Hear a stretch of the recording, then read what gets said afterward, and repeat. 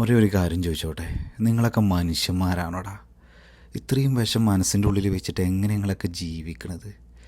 എങ്ങനെ നിങ്ങൾക്ക് ഇതിനൊക്കെ കഴിയണത്? എങ്ങനെ? ഇൻസ്റ്റഗ്രാമിൽ സലീം കുമാറിന് വയ്യാന്ന് പറഞ്ഞിട്ടുള്ളൊരു പോസ്റ്റർ വന്നിരുന്നു.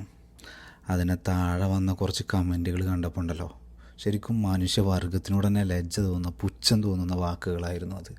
ഇത്രയും വിഷം മനസ്സിലുണ്ടായിട്ടും ഇവരെങ്ങനെ ജീവിച്ചു പോകുന്നത് എന്നുള്ളത് മനസ്സിലാക്കാൻ പറ്റാത്തൊരു കാര്യമാണ്.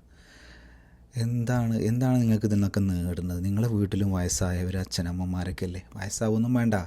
ഇപ്പോഴത്തെ മരണത്തിന് ദിവസങ്ങൾ മതി, സെക്കൻഡുകൾ മതി. അതും പ്രായമൊന്നും നോക്കുന്നില്ല. ഇന്ന് നിങ്ങളിട്ട ഈ കമൻറ്റിന് നിങ്ങൾ ഒരിക്കലും ഖേദിക്കുന്നില്ലേ? ഇപ്പോൾ അദ്ദേഹത്തിൻ്റെ മരണം കാണുമ്പോൾ നിങ്ങളെങ്ങനെ ഖേദിക്കണം? നിങ്ങളൊക്കെ ഒരു മനുഷ്യന്മാരാണോ അല്ലേ? ഖേദം നിങ്ങളുടെ മനസ്സിലെ നിഘണ്ടുയിലുണ്ടോ? ആശുപത്രിയിൽ കിടക്കുന്ന ഒരാൾക്കെതിരെ നിങ്ങളിതാ ഇതുപോലെ കമൻ്റ് ഇട്ടെങ്കിൽ നിങ്ങൾ ആ പാർട്ടിയുടെ പ്രവർത്തകരല്ല, നിങ്ങൾ ആ പാർട്ടിയുടെ അടിമകളാണ്. ആ ഒരൊറ്റ കമൻറ്റ് ബോക്സ് മാത്രം നോക്കിയാൽ മതി മനുഷ്യനും മൃഗവും തമ്മിലുള്ള വ്യത്യാസം.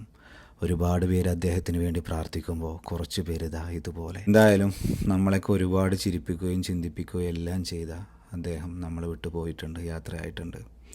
അദ്ദേഹത്തിന് 1000 ആദരാഞ്ജലികൾ അർപ്പിക്കുന്നു. പണ്ടാര് പണ്ടുണ്ട് എന്ന് ചിന്തിച്ചാലൊരു അന്തമില്ല, ചിന്തിച്ചില്ലെങ്കിൽ ഒരു കുന്തൂല് പറഞ്ഞ അതാണ് ജീവിതം. അത്രേ ഉള്ളൂ.